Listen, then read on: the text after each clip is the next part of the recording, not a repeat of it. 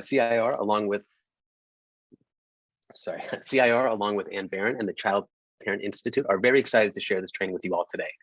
We would also like to thank our sponsor for today's training, Family, Youth, and Children, Kaiser Permanente, First Five Sonoma County, and Paces Connection. I have a couple of quick notes before I introduce our amazing speakers for today. As I mentioned at the start of this training, the webinar will be simulcast in Spanish. If you would like to access the Spanish translation, you may select the button that looks like a globe at the bottom of your screen. And we're also offering closed captioning for this training as well, which you can enable by clicking the CC button at the bottom. If you have any questions or concerns, you can also shoot me a direct message if you're unable to access any of this throughout the training. My name is, again, Tony Alioto. You can just go in the chat and reach out to me if you have a question. So regarding the agenda for today, the first part of this training will be held from now until around 11:30, and then we're going to have a quick 15-minute break. After the break, we're going to host a live Q&A session with our trainers starting around 11:45. During that time, you'll have an opportunity to ask any questions you might have directly to Amy and Katie. So the process will be, and I'll go over this again, but if you have a question, we'll ask you to just write your name in the chat during the break and during the Q&A portion, and I'll call your name in order, and then you can unmute your microphone and ask your question live. And then I ask you to please mute yourself again. Additionally, if you prefer not to speak, you can also write your full question in the chat and we can ask it so long as we have time. A couple of quick other things. Immediately following the event, I'll be sending out an evaluation, which is so very helpful for us and for the trainers. Please, we'd love to hear any feedback you might have. So I will send that in an email right after the event. And then we'll also be offering CEUs for LMFTs and LCSWs. So if you're interested, it is $30, and you can find the payment page within the training evaluation. Just a quick reminder, and I think you all saw the pop-up, but this training is being recorded, and then we'll send a link out to all the attendees at the end of the event as well. And please, we ask everyone to stay on mute throughout the duration. So now I would like to introduce our trainers for today's webinar. So we have first Dr. Katie Pedgrift is a licensed clinical psychologist at North Bay Regional Center. She has worked with people who have autism and other developmental disabilities in a variety of contexts, including forensic settings, inpatient and outpatient settings, schools and diagnostic clinics, and has authored numerous curricula designed to increase knowledge and self-protection behaviors in people with disabilities. Amy Machado is the CEO and owner of Seeds Therapy Center and has worked with individuals with developmental and intellectual disabilities for over 20 years. Amy has extensive experience working with individuals with disabilities of all ages and has created innovative programs to assist young adults with the transition into adulthood. Amy has also authored the Rooted in Connection curricula that teaches comprehensive sex education with an emphasis on relationships, social boundaries, assertiveness, and abuse prevention for individuals with disabilities. So with that, thank you all again for joining us today. And I would like to hand the microphone off to Katie and Amy. Hi, thanks so much, Tony. And thank you, Amy and Tony, for organizing this and putting it together. I'm Katie Pedgrift, and I'm co-presenting today with Amy Machado. And we're going to be talking about teaching abuse prevention and healthy relationship development to people with disabilities. And we're going to be sharing a couple of new and innovative resources with you that I'm really excited about, and I hope that you'll be excited about them too. So what we are going to be talking about today are our kind of discussion topics is, first we want to start with talking about why teaching abuse prevention and relationship development is so important. And we'll go over review some research trends in the field of disability and abuse prevention. And then Amy will talk about her program, Rooted in Connections, which is education for adolescents, teens, and young adults. And then I'll come back on to talk about Relationships Decoded, which is an education program that's designed for adults. And then we'll make sure that everyone is able to access those resources, that you know how to access those resources before you leave today. We are going to be talking about some, sensitive topics, including abuse, of course. And I'm also going to be showing pictures from our adult program. Of course, pictures and these topics can be triggering to people.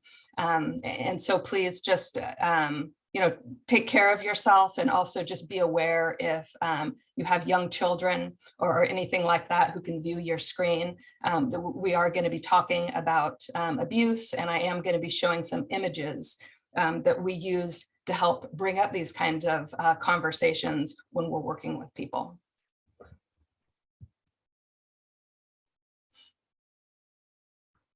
So why teaching people with disabilities about abuse is so important? One of the first reasons that it's very important is to address the phenomenon of abuse as it affects people with developmental disabilities. And research has consistently shown that people with disabilities are targets of abuse at much higher rates than people without disabilities. NPR conducted a year-long investigation that was concluded in 2018. And they concluded that people with intellectual disabilities have records of sexual assault 7 times more frequently than people without disabilities.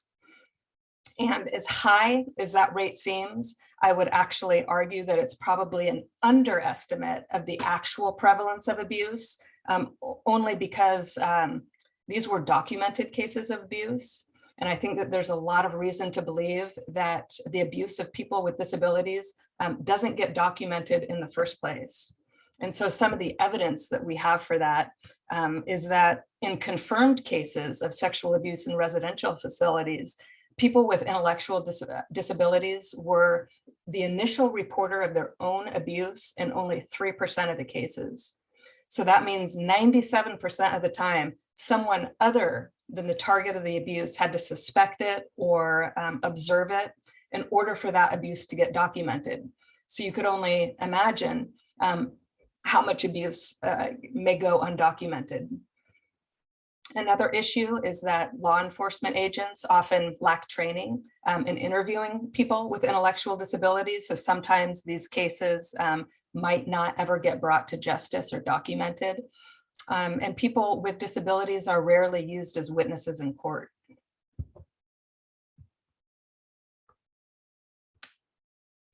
One unique issue that is relevant for people with disabilities is that they maintain a high vulnerability to sexual abuse, not only throughout their childhood, but also throughout their adulthood. For a lot of people without disabilities, they lose their vulnerability to abuse as they become adults and as they learn about abuse. They become less vulnerable to perhaps getting tricked or coerced online. They become less vulnerable to maybe being molested. But research has shown that people with disabilities maintain that same vulnerability. Adults with intellectual disabilities continue to be targeted for sexual abuse at similar rates to children. And in fact, some new research is showing that people with autism, they actually increase their vulnerability to abuse as they become adolescents and adults. And that's a unique issue. And when people with disabilities are interviewed and asked about their experiences, the majority of them do report being targets of some kind of abuse or exploitation.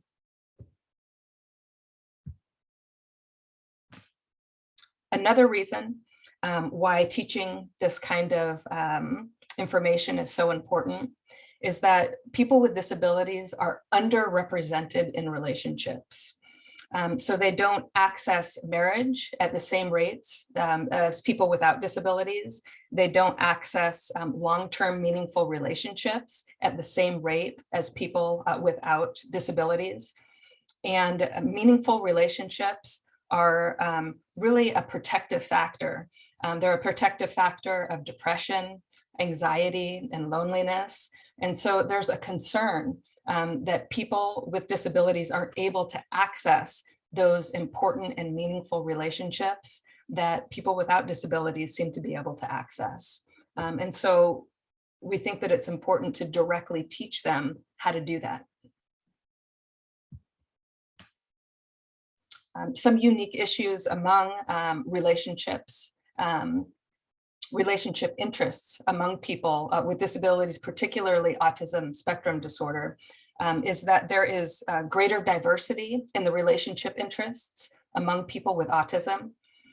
People with autism have higher rates of asexuality, meaning They don't express an interest in engaging in any type of sexual relationship. They also have higher rates of gay, lesbian, and bisexual identities. They have higher rates of transgender identities and higher rates of general gender nonconformity. And in fact, when people with autism are interviewed online, so these are folks who have enough language skills to participate in a conversation about their sexual identity and gender identity, the majority of them, almost 70%, report being non-heterosexual. And that's a much, much higher rate than people without disabilities. So not only is there greater diversity with relationship interests, but there's also greater diversity among gender expression among people, particularly with autism. According to research, parents of children with autism report gender variance in their children 7.5 times more often than parents of neurotypical children. And approximately 25% of people with autism who are assigned female at birth report gender variance. And so these are, again, these are much higher rates than among neurotypical folks. And I don't think this is something that's, the research on this is relatively new, and I don't think it's totally understood very well at this point, but it's definitely a phenomenon that's been recognized and noticed. And so certainly any education programs that are designed for people with autism and other developmental disabilities really needs to address this phenomenon. And we'll show you a bit how we're doing that. Another issue which makes teaching this type of education so important is that when people are not provided with accurate and accessible information about social sexual behavioral norms, they're likely to demonstrate inappropriate social sexual behavior. And in fact, we have found that that is an issue among people with developmental disabilities. Parents of children with autism, 65% of parents have reported that their child has touched their private body parts in a public place. About a quarter of parents have reported that their children have taken off their clothes in a public place or even masturbated in a public place. And about 18% reported that their child had inappropriately touched another person. And in the context of this research, that meant that they touched the private body parts of another person without their consent. And these rates appear to continue into adulthood, in which more than half of staff who work with people in community settings report that the people they serve have expressed social, sexual, behavioral issues. And more important than that, the vast majority of staff, 83%, report that they don't have the tools to address these kinds of behaviors. They kind of don't know what to do. And unfortunately, that can lead to very poor outcomes.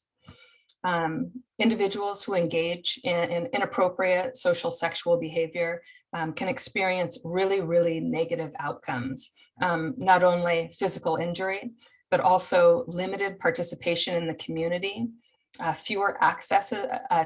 limited access to educational resources, and social rejection. Historically speaking, inappropriate sexual behavior has been cited as the #1 reason that people have been referred for institutional living. And it continues to be a primary reason that people lose employment opportunities, community employment opportunities, access to the community itself, and access to public education resources. And so we think that this is an important topic to address. Luckily, we do have a lot of information about protective factors. And so research has shown that simply having knowledge of sexuality is a protective factor against sexual abuse. Having knowledge of abuse is a protective factor of sexual abuse. And having knowledge of self-protection is a protective factor of sexual abuse.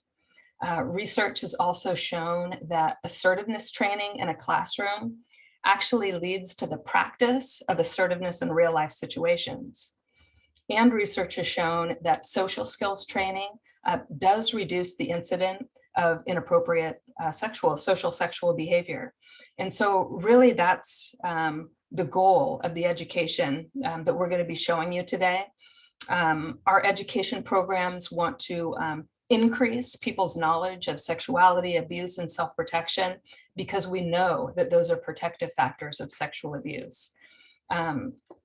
Sort of the main mission of our education is to reduce these risk factors associated with sexual abuse and to increase the protective factors associated with prosocial sexual behavior. Some of the more broad goals of education is to reduce rates of depression, anxiety, and trauma that's associated with an inability to access relationships and exposure to sexual exploitation. We want to reduce the expression of inappropriate social sexual behavior so that people can access their community resources. And we want to do that by directly empowering people with disabilities to enter into consensual relationships of their choosing. We want to empower them to be able to identify signs of abuse and coercion on their own. And we want to do that through education, through directly educating people with disabilities about their bodies, laws regarding consent, and social sexual norms. And by doing that, we hope to keep people with disabilities in the least restrictive community settings as possible. So with that in mind, we're going to talk first about Rooted in Connections, which is Amy will talk to you about. I should tell you that Amy's version of PowerPoint is much more advanced than my version of PowerPoint. So you're about to be impressed here with her PowerPoint skills. All right, Amy, I'm going to go ahead and stop sharing so that you can. Sounds good. Okay.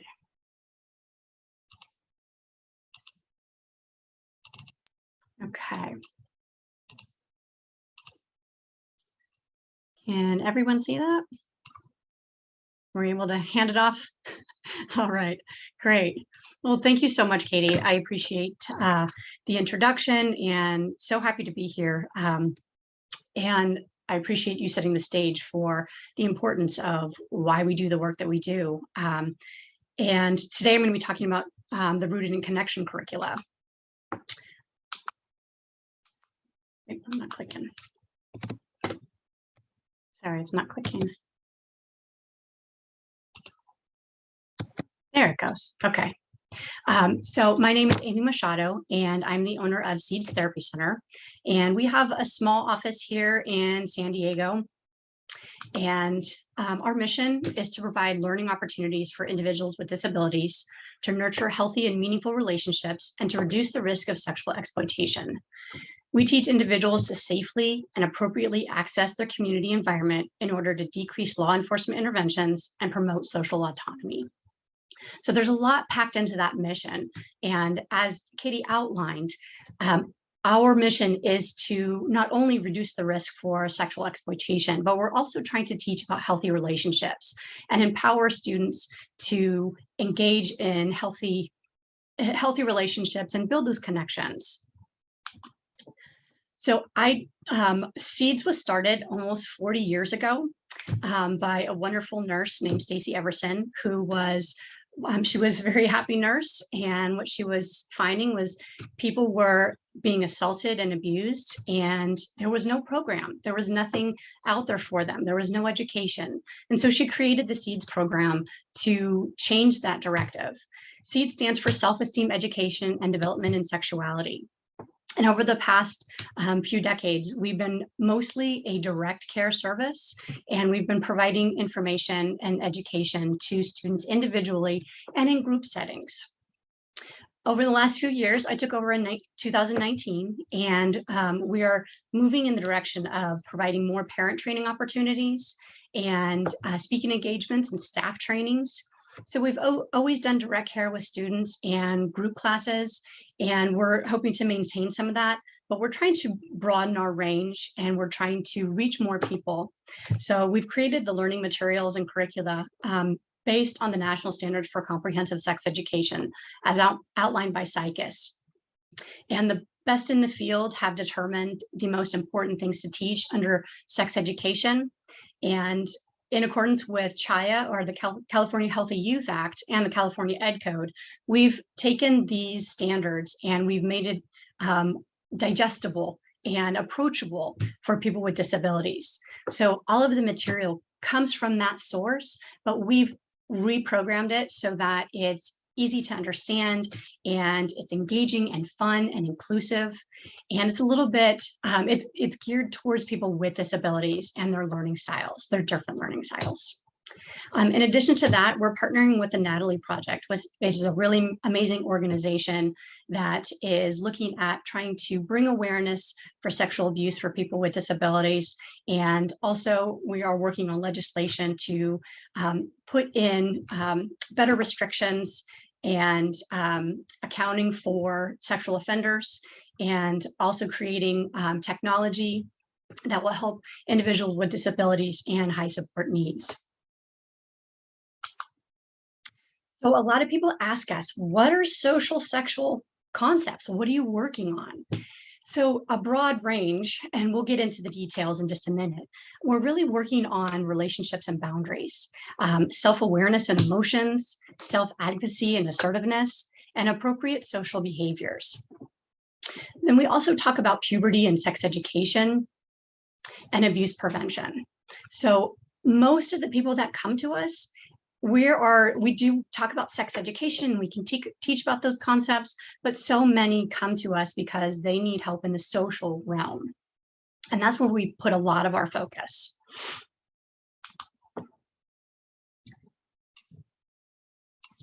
People have been operating under the protection model for decades. A lot of very well-meaning parents and professionals, caregivers have been trying to protect individuals with disabilities. They protect them from social sexual education, from decision-making, from society, and from relationship understanding. And we know that the research is showing that it does not work. Keeping them in a bubble is not protecting them. Often people with disabilities are being abused by somebody that they know and trust. And so by just keeping them from this information and not educating them, we're really creating more of a vulnerable system.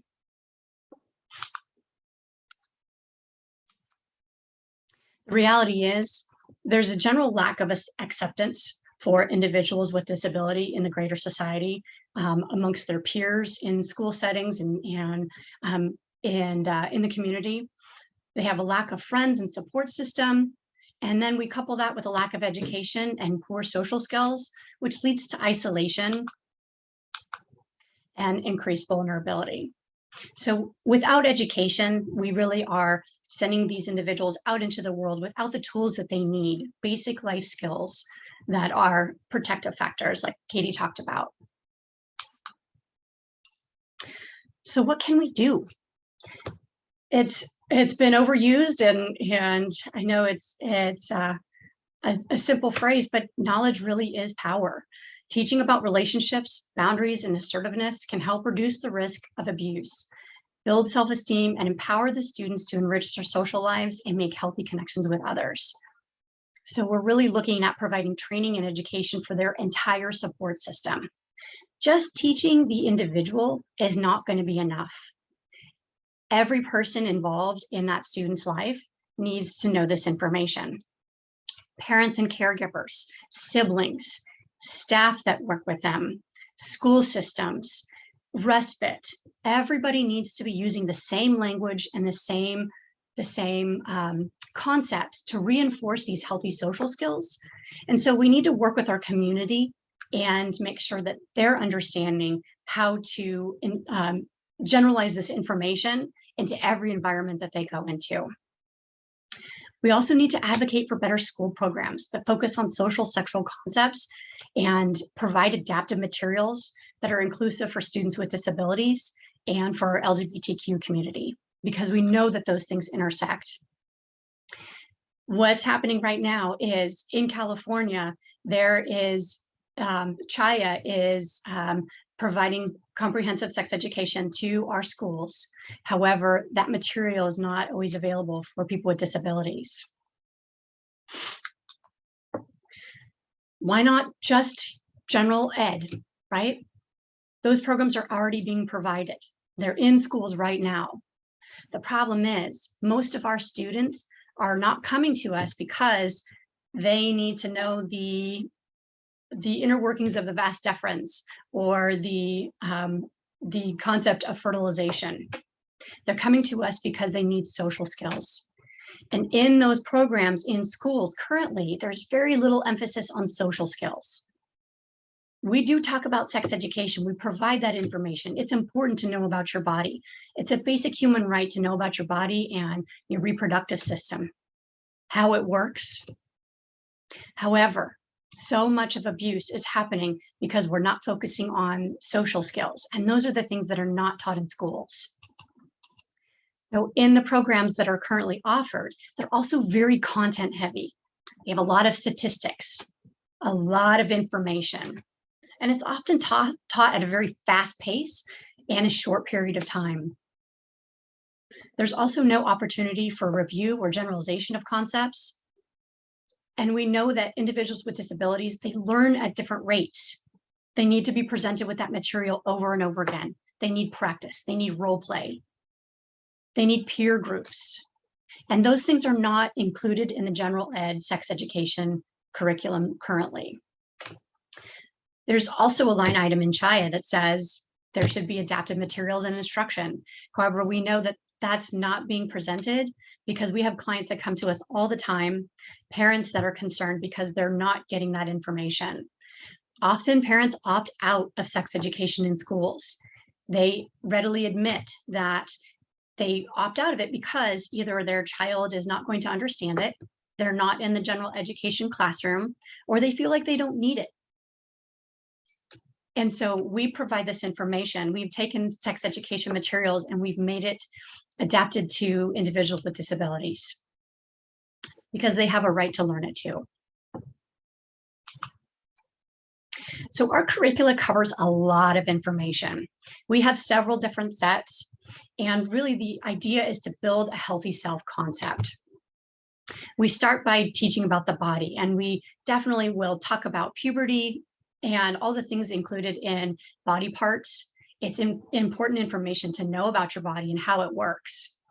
We talk about privacy, understanding the difference between public and private, and social skills, how we identify the people around us and how we interact with them, what are healthy relationships and how do we engage in them.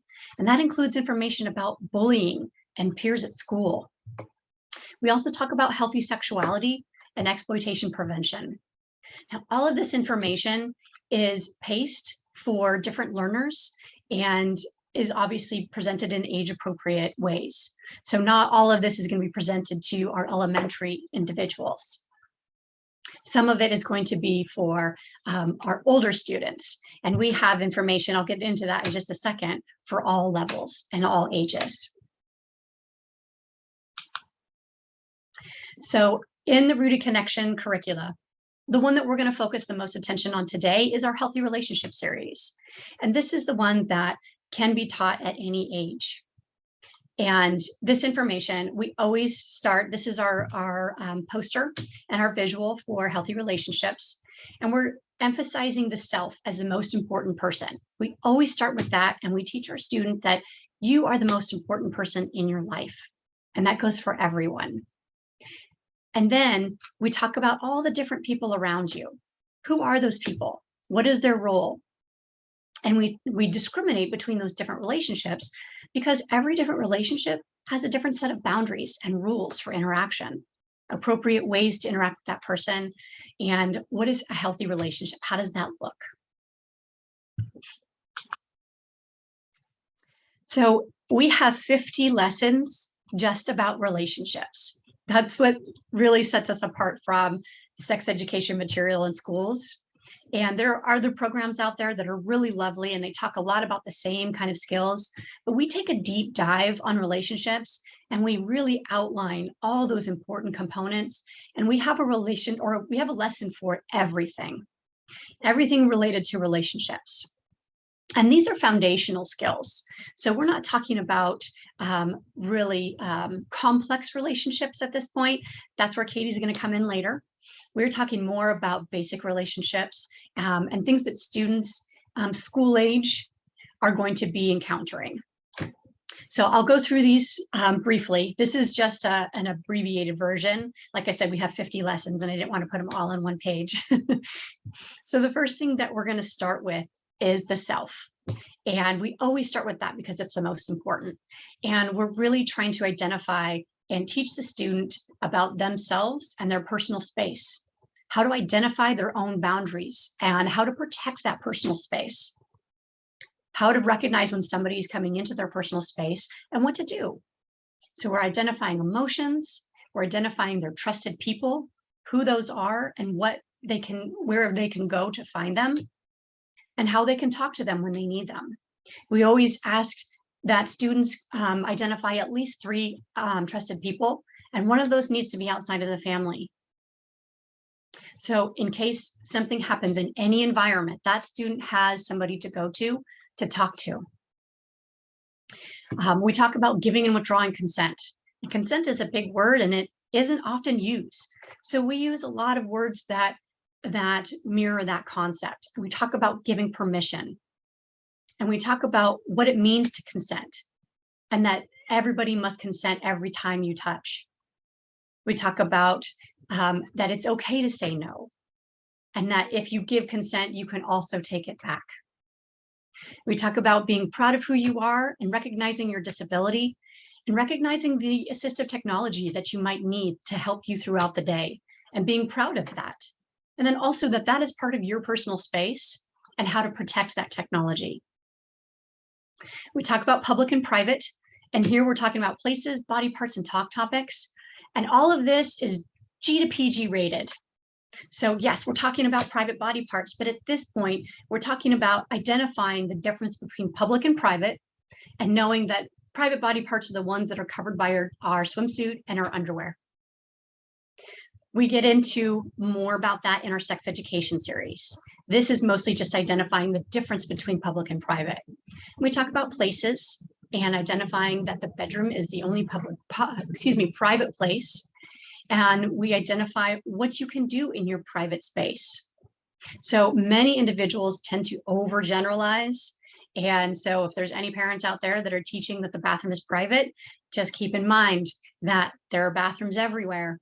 And many of our individuals, especially on the spectrum, tend to overgeneralize and will use the bathroom as a private space, even in a public area, like in the community or at school.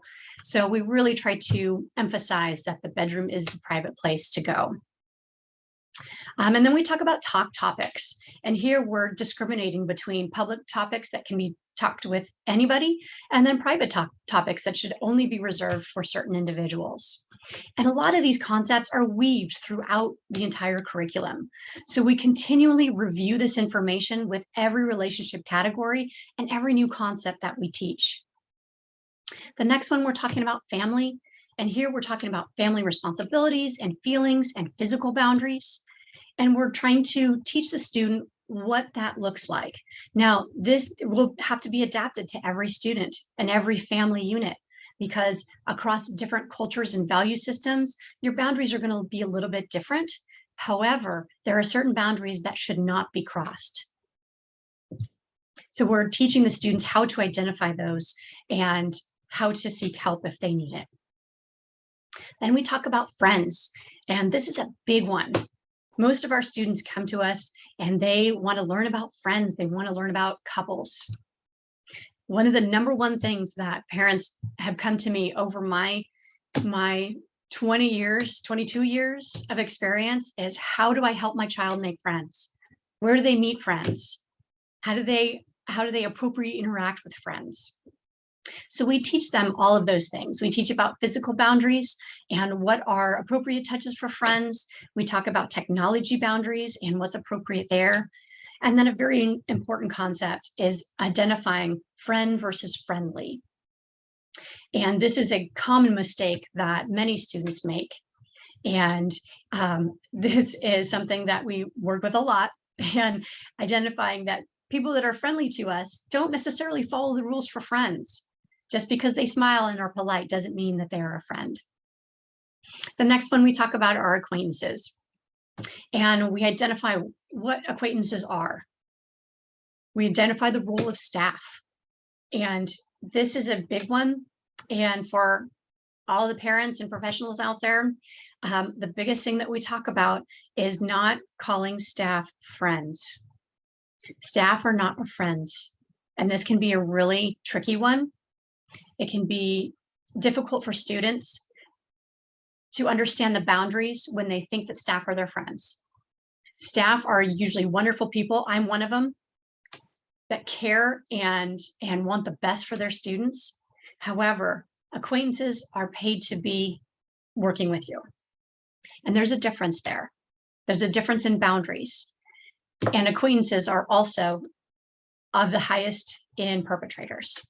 So it's important to know those boundaries and recognize coercion and how to be assertive. Those conversational and physical boundaries are very important. The next thing we talk about is strangers. And you are not going to find any program or lesson in here that's going to talk about stranger danger. I don't know about you, but I talk to strangers every single day. We have to learn how to be safe with strangers and what to talk to strangers about. We talk to strangers because we have business with them. They're people all around us, and they're strangers. We can't be terrified of all of them. We need to learn how to interact appropriately. And if we are always scared of strangers and we cannot talk to them, we cannot interact with them, then we are hindering the individual's ability to integrate into their community and interact with the general population. So what we need to do is teach them how to do it appropriately and safely. So we identify how to be assertive if strangers are not listening to us, and what we talk to strangers about, public and private talk. So you'll notice the theme, the public and private, is weaved throughout. Same thing with personal space and assertiveness. The last relationship that we talk about is couples. And we talk about what a special someone is and what it means to have a crush. So many of our students come in and they have crushes and they don't know what to do with them, and all these feelings are happening. And these can happen as early as elementary school. Sometimes they have multiple crushes. So it's really understanding what those feelings are and understanding that it's not a couple relationship, but understanding what a couple relationship is and the steps to becoming a couple. So all of these relationships have very, very clear guidelines and steps to follow so they understand how you can attain that kind of relationship and what the boundaries are and how to act appropriately within each relationship category.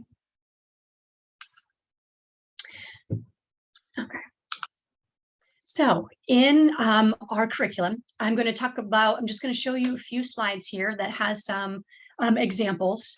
And our curriculum, what sets it apart is also the material is paced differently, but it's also really fun and engaging. It's colorful. And it takes each concept and it breaks it down into smaller parts. So it's a little bit easier for individuals to digest that information and to practice it and generalize it. So here we have the book cover for self. And this is a 6-part series with all the relationships we just talked about. And then we also include another set for public and private. So here's some example slides. And in all of our slides, you'll find that we use lots of engaging materials and colorful graphics. And we always have print on the slides for our readers and emerging readers, so and those that are recognizing print. But we try not to have too much content so it's not distracting or overwhelming. Here's an example of a slide with a little bit more text, but this is about the most text that will be on a page because we don't want it to be too much. So we always use pictures of real people, and then we also have graphics to make it fun. And the material is paced so that the educator, whoever it might be, whether it's a parent that's leading this or a teacher that's leading a group, has the opportunity to stop, ask questions, role play, and engage the students and pull from their life experiences.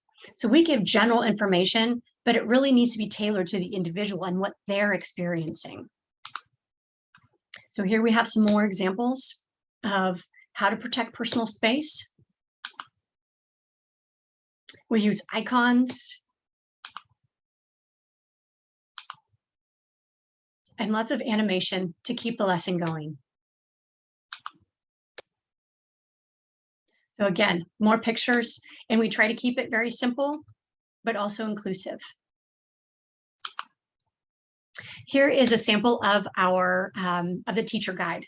So the lessons are all outlined so that anybody engaging in the material can run this lesson, and you don't have to figure out what to teach or what to say. So over the last almost 40 years, we have had extensive experience with students, and all of our material is based on actual experience and the research that has designed how to talk to students about these things. And we provide lots of examples so that any educator has that as a foundation, and they can expand on that based on who they're teaching. And then we have worksheets to go along with it. These are to supplement the lessons and to take home, share with family and caregivers or other therapies. And then this is a very exciting thing that we're working on. We've been partnering with Options for All, the day program here in California. They have several locations and a couple film studios, and they've been providing us with video content to supplement our lessons. So I'm going to play you just a quick clip, and this is something that they produced for us based on our material. What is a stranger? Can you hear that? Anyone that you don't know can be considered a stranger. You might see strangers at the park, at a bus station, the library, a restaurant, or even online. Should you talk to strangers? Well, there are some times when you will have to. You will often have to talk to a stranger to buy something, or to receive services like taking the bus or getting a checkup from a doctor.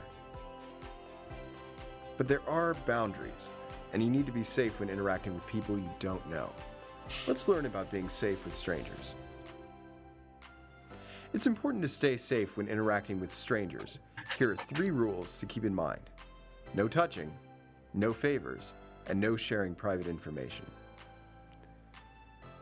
Rule 1. There's usually no reason for a stranger to touch you or your things, or for you to touch them. An easy tip is to keep personal space with strangers. Rule 2. Favors are for family and close friends, not for strangers. A favor is something nice we do for someone we care about. What if a stranger asks you for a favor? Are you going to give them your phone or lend them money? No. These types of things should be reserved for people you know and trust. Rule 3.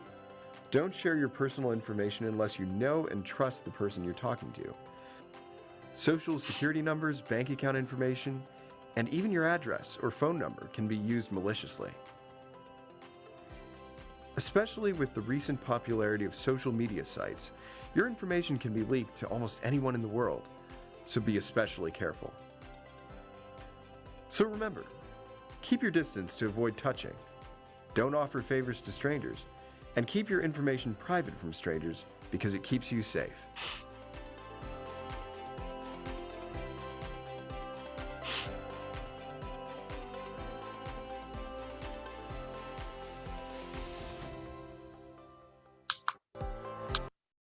So we're very excited about our partnership with Options for All. And those are coming soon. Hopefully by the end of this year, we're going to have all of those supplemental videos that will be available with our curriculum. So what I've outlined for you is really, we can't stress the importance of prevention, but these are concepts that can be taught at any age. So all of our curriculum is geared towards individuals with disabilities, and we have 3 different versions that are available. And really, the information in healthy relationships is the same across all of these. We have a youth version, which is grades 3 through 5, elementary school. And that's going to include everything except we're not going to be talking about couples because those individuals are not dating. So everything else is included. And we can talk about crushes and things like that, but we're not talking about your typical couple relationship or special someone. Then we have a secondary version, which is for middle and high school students. And then we have another version for transition age students and older. And those are really geared towards individuals that are in the workplace. So the only difference between these materials are the representation. So in our youth version, we have pictures of children, and we have examples that are geared towards that age. The same concepts and learning about all the relationships are the same, but we want to make sure that they're seeing themselves and they're seeing their peers on the screen. Secondary version, like I said, is for middle and high school. And then transition age are really geared towards individuals that are in the work placement or volunteer or day program. And so our examples and life experiences are going to be a little bit different. This information can be taught at any age, though. If you have an individual that may have matured past where some of this might be taught, it doesn't matter. You can start it at any time. So coming soon, we are so excited. We've been working very hard over the pandemic to get our materials online. So we're moving away, as I mentioned, from that direct service model. And we are trying to provide this material on a learning platform so that anybody can access it. We have a caregiver training that will be for any parent or family member or teacher, educator, anybody that wants to know more about what we talked about today. And that is a standalone training that can be done at any time. There's self-paced modules. And then we also have the curriculum that we're hoping to have online in the next month or so. And that can also be where we are creating a program where you can sign in and access the materials at any time.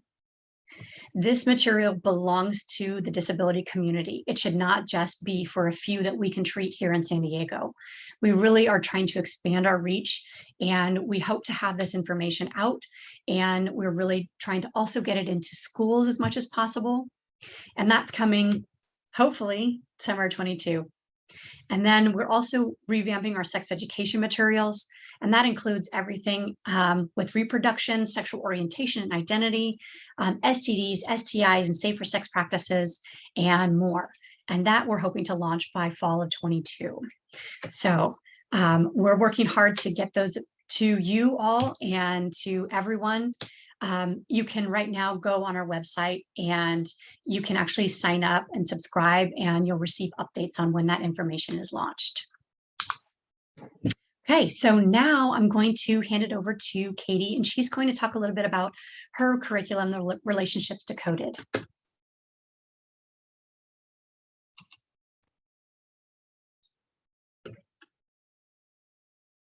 Katie, you're muted. Thank you. Sure. Now we're going to go back to our old version of PowerPoint here. Thanks, Amy. I kept seeing people in the chat who are excited about this material coming, and so am I. It's really innovative and unique to have this, especially for children starting as young as 3rd grade. So important, so necessary, and so I'm excited about that getting started too. So now we're going to be talking about an adult program, which is called Relationships Decoded. And Relationships Decoded was funded by the Mental Health Services Act in partnership with DDS. And what they did is they gave us funding to create a 3-year project to create and then pilot test social sexual education programming for people with developmental disabilities. And then the final product, which we call Relationships Decoded, was to be made free and accessible to interested providers. And so we're at that point right now where all of this material is free and accessible to anyone who's interested. I'll make sure before the end of the day that all of you know how to access that. So I think I'll start here just by showing you a brief video about what Relationships Decoded is and how we got it started.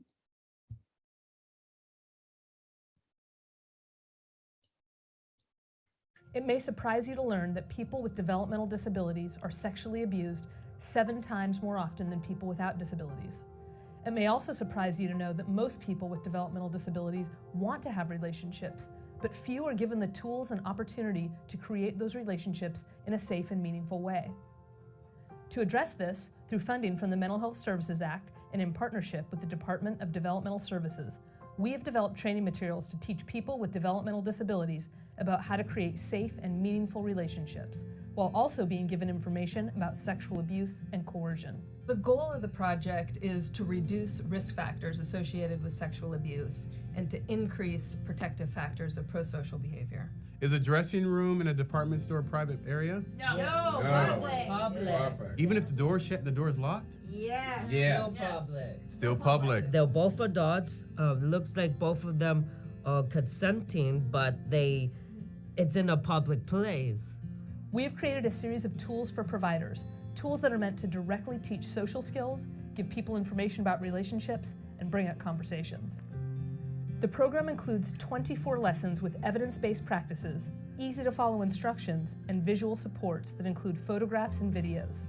The lessons are divided into 2 programs: an introductory program where participants learn about boundaries, setting up dates, and identifying sexual abuse, and an advanced program where the focus is on managing the strong emotions that come with relationships, recognizing signs of healthy relationships, identifying laws of social sexual behavior, and sexual health and contraception. The participants really seem to enjoy the class. I love when I can teach a class that's informative, interactive, and entertaining. The humor made it interesting, and some of it, the hands-on parts of it, were pretty fun for them. And I like how simplistic it was for very important and serious conversations. What's great about the program is that it brings up conversations that wouldn't typically come up in a classroom or therapeutic setting. I learned in the class that you both have to give before any sexual touching happens. Yeah, it's kind of cool to learn about sexual disease because I didn't even know about that. It was shocking. What I like about this lesson is that I learned how that you have to respect other people's boundaries, and if they don't like what you're doing, to respect that and agree what you want to do with them and everything. I like being in this class because I want to learn more, and how to be careful when you start going with dating someone. For participants who need extra support, we have developed an interactive web application. Here, people can practice until they master core concepts such as what is personal space, differentiating between wanted and unwanted touching, identifying examples of sexual abuse, and more. The application can also be a useful progress monitoring tool for teachers and providers who track progress on goals. This program will be available for free starting in 2020. For updates on the development and availability of the program, please visit our website at relationshipsdecoded.com.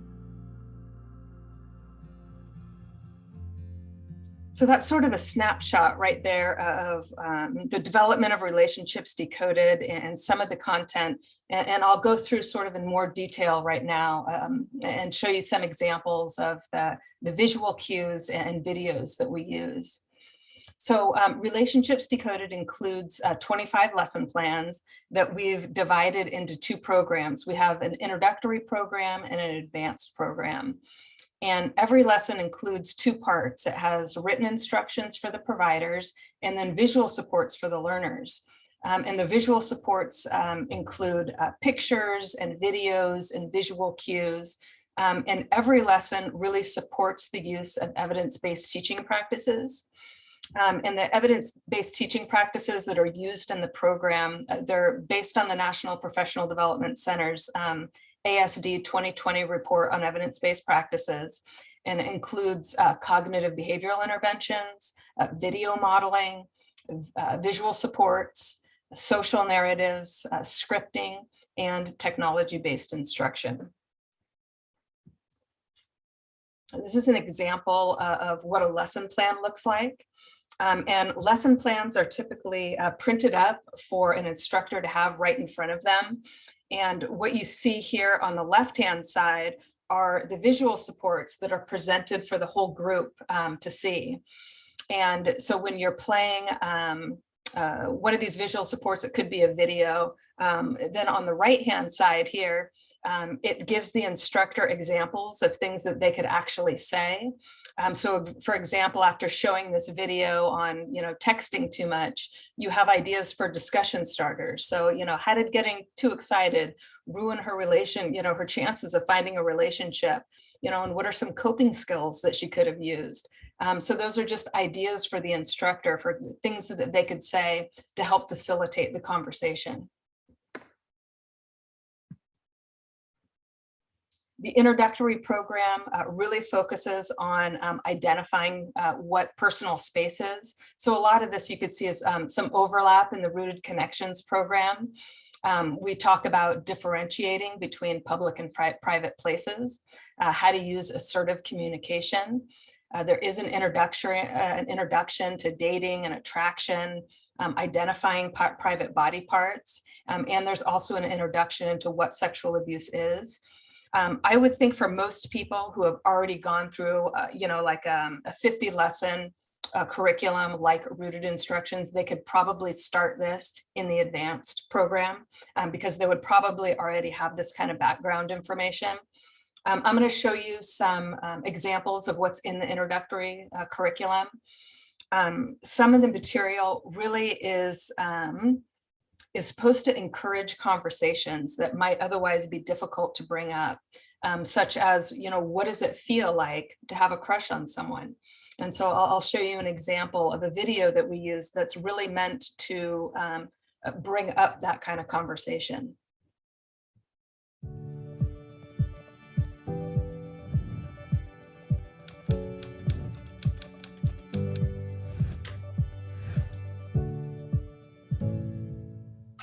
Hi, and welcome to Relationships Decoded. I'm Maurice Travis. I'm a therapist who specializes in relationships and safe relationship development. And I'm Dr. Katie Pedgrift. I'm a clinical psychologist who specializes in relationships and how to avoid abuse. Today we're going to talk about what it feels like to have a crush on someone. A crush is when you're attracted to someone. It means there's something you like about the person and you want to spend time with them. We wanted to learn more about how people feel when they have a crush, so we went out and talked to people. Let's see what they had to say. When I had a crush on him, I felt giddy. I don't know how else to explain it. I felt giddy and warm inside. It made me feel really happy and have butterflies in my stomach. When I really like someone, I have butterflies in my stomach and my heart will start to flutter. I start to get hot, like a little warmer, because I can feel because I can feel affection for that person, and it's like, oh, I kind of like you. Having a crush on someone is great. It's super fun and exciting, and there's so many great things about it. It can also be awful if the person doesn't like you back. It makes me feel, I guess, a little shy around them. Makes me a little more concerned than usual about what they think of me. Makes me want to be closer to them. Having a crush on someone can make you feel comfortable and uncomfortable. A crush can make you feel really happy and excited, and at the same time, it can make you feel really nervous and insecure. It's important to learn how to deal with your feelings in order to make safe and respectful decisions. Managing strong feelings is one of the most important parts of having a good relationship. We'll see you next time on Relationships Decoded. That's an example. There are some of the videos that we use that are really just meant to bring up conversations. So some of the other material that we use in the introductory program is to really help people with their decision making. So what are the options that someone has if they have an unwanted person in their personal space? So they can move, they could use assertiveness, or they could get help. And so then we'll go through a lot of pictures and different scenarios so that people can start to learn to problem solve about which one of these options is most appropriate for the given situation. We also give people an opportunity to role play. So how can you use assertiveness if someone like a staff wants to give you a hug and you don't want to hug? For some people to participate in role plays, they might actually need a very specific script for how to make an assertive statement. And so we'll have tools for those folks to actually help them create their own script. They can stop smiling and look the person in the eye and then tell them what they want them to do. And then we'll give people an opportunity to practice that. And then we'll also have video models that show a person actually doing that. I think I'll give you an example here of some of the video models that we use. This particular video model also has a cognitive behavioral intervention in which the actress kind of looks at the camera and discloses what she's thinking and how she's feeling, because often those thoughts and those feelings interfere with the person's ability to use assertiveness. And so we want to be able to talk about that. Hey, do you have the time? It's almost 2 o'clock. That's a nice watch. Where'd you get it? Oh, it was a gift. Hey, I just remembered. I don't have enough money to go on the bus. Do you have $1? No, I don't think so. Come on. Someone with a nice watch like that, surely you have an extra $1. If I don't get on the bus, I'm going to be late for work. Sorry, I don't have any money. Then, can I borrow your phone so I can call a ride? There it is. This does not feel right. I want to be a nice person, but this feels weird. I am very uncomfortable. He's sitting too close to me. He's asking me for things and I do not know him. I feel kind of scared. I just want him to leave me alone. I need to use assertiveness, but I feel nervous. I'm going to stop smiling. I am going to look him in the eye. I'm going to tell him that he is sitting too close and that he needs to back off. Excuse me, you are sitting too close and you need to back off. Oh, sorry. So that's an example of some of the video modeling that we use in the introductory program. The advanced curriculum kind of moves on to talk about healthy relationships, signs of healthy relationships, as well as signs of unhealthy relationships and even abusive relationships. We talk about dating and managing the strong emotions that can come along with dating. We talk about personal boundaries and consent, what consent is. We talk about safe dating practices, including online dating. And we also talk about sexual abuse, sexual health, and contraception. I'll show you some examples here of some of the content that we use. This first video, I think, is a video about a woman who got too excited when she met someone that she liked. Let's see if I can.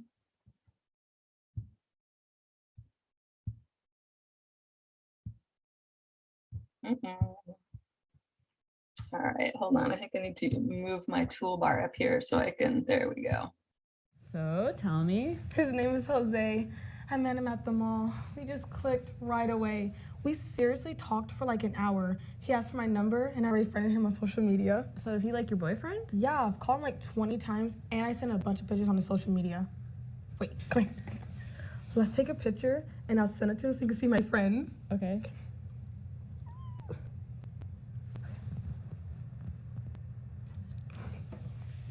Dang, you get in relationships fast. I think I'm in love. So you really like this girl you met at the mall yesterday? Well, I did, but she's already called me like 20 times, and she keeps sending pictures to me on social media. Seriously? 20 times? Seriously, 20 times. Dude, that sounds like a stalker. I know, I'm thinking the same thing. I mean, I really did like her, but after she's called me 20 times and keeps sending me pictures, it makes me kind of feel uncomfortable. And it actually kind of turns me off. I don't know, man. It's just, whenever I think of this, it just makes me feel like I never want to see her again. Well, if you really feel that way, you should tell her to stop. And if not, block her. So we talk about setting boundaries. You know, what are appropriate boundaries when you first start a relationship? What are the typical steps that it takes to have a relationship? What is too much? And how can you communicate that to someone that you like? And we also do talk about online safety, dating online, signs of coercion online. I'll give you a brief example of a video that we use. Yo, what's up, man? Oh, what's up, dude? Oh, hey, dude. Have I shown you a picture of my girlfriend? Wait, you have a girlfriend? Since when? We started going out a couple weeks ago. But isn't she hot? Whoa, yeah, she is. Where'd you guys meet? Online. Yeah, she lives in Los Angeles, though. Oh, Los Angeles? That's pretty far. How many times have you guys hung out? Well, we haven't actually hung out yet, but we're going to.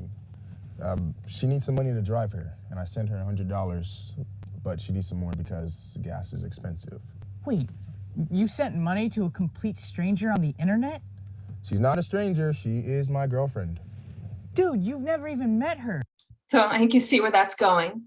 But, you know, asking for money is one of the most common signs of coercion that we see for folks online, especially people that have never met in person. And so we do want people to be aware of the kind of common signs of coercion, how to date online in a safe way, since that really is more and more a modern way that people socialize. And so we want to talk about that and how to do that safely. A lot of the classroom material that we have is particularly effective for people who use language to communicate. However, we do also want to create some tools for people who may not use language. And so we do have a web application, and the web application, again, is free for use right now. Anyone and everyone can use this application. And it has 8 activities that address the core learning objectives of the education program. Not only is it particularly useful to assess an individual's learning, particularly people who may not use language, but it's also helpful for professionals who track IEP or behavioral goals.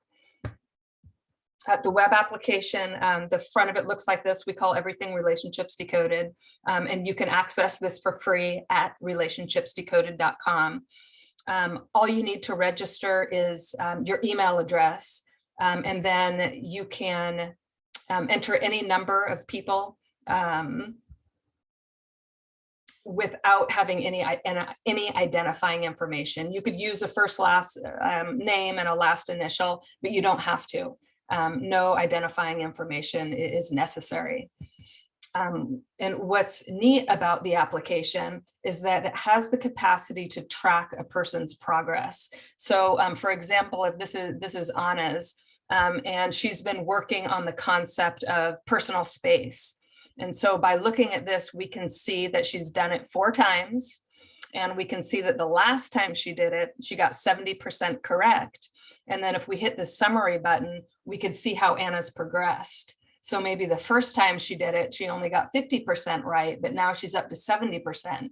And so that can help you understand what Anna's learning or what she's not learning, and to set up appropriate learning goals for her. And this can be done on any kind of device. It could be done on a computer or even a phone, even on any kind of mobile device. The learning objectives of the web application include identifying personal space, differentiating between public and private places, differentiating between wanted and unwanted touching, identifying touches that are okay for public, identifying touches that are illegal for public, and identifying sexual abuse, examples of sexual abuse.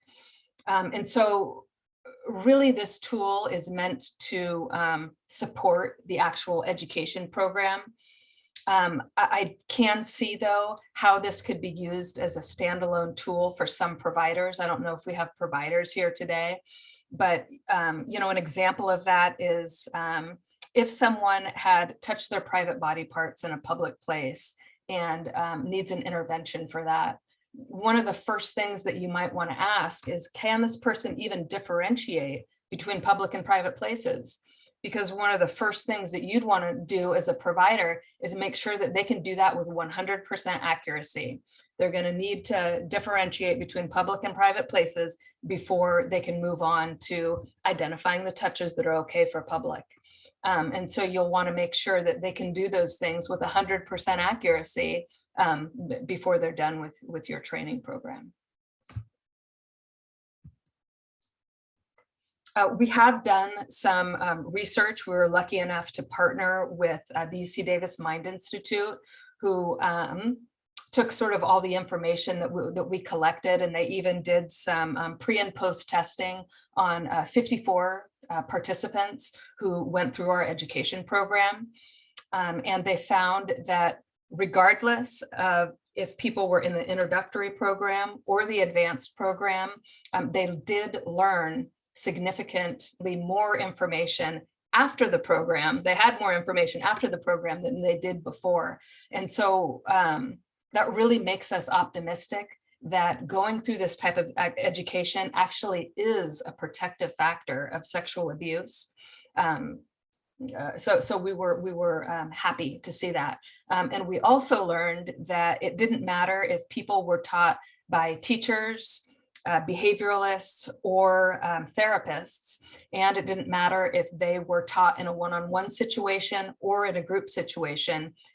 Regardless of those situations, people gained knowledge. And so again, we were really happy to see that. We also learned through doing this research that transition-aged youth do seem to be a group that benefits the most from this type of education. They seem to learn the most from accessing this type of education. Some of that may be their interest level. That transition-aged youth may be more motivated to learn about dating and sexuality. And so that motivation may contribute to their attentiveness to these kinds of topics. But we did learn that as a group, they learned the most. And some of the things that we were really excited about is that this is data that we got from transition-aged youth who participated in the advanced program just one time. And we found that their ability to name private body parts went from 60% to 100%. And one reason why that is so significant is that people have to be able to name private body parts to report abuse. And so we were really confident that they would have the tools to be able to do that after participating in this education program. We also found that this group made huge gains in their understanding of the criteria for sexual touching to be legal. Their confidence in their own knowledge of how to use a condom correctly went from below 40% to over 90%. And also their understanding of the rules to be in a consensual relationship really grew from about 30% to over 80%. So we were really pleased with these kind of results. Some of the feedback that we've gotten is that people really wanted more content regarding healthy versus unhealthy disagreements. And so that has been added. Also breakups, how do you break up with someone? What are the options? How do people break up nowadays? And so again, we've added content on that, as well as online safety and signs of coercion, and demonstrating boundaries online. What does that look like to demonstrate boundaries online. And so again, right now we're in the process of creating a whole education unit that is dedicated entirely to applying these kind of rules to online interactions. And so hopefully, again, that will be something that's hopefully coming soon. I don't know if it will be coming soon as Amy's this summer, but hopefully by next year, we'll have that content free and available for any interested party. Okay, so we did, all right, we kept to our time. Anne and Tony. So we kept to our 90 minutes. So I don't know if we wanted to take a break before we do questions or comments, or if we wanted to do any of that now. I'll leave that up to you. Perfect. Well, thank you both so much. Yeah, why don't we do a 10-15 minute break? How about we come back at it's 11:20 now, 11:30, and we'll do and if anybody has a question right now, you can type your name into the chat bar. And then we'll start tallying those, and then everyone can ask those questions when we return. Great. All right. Thank you.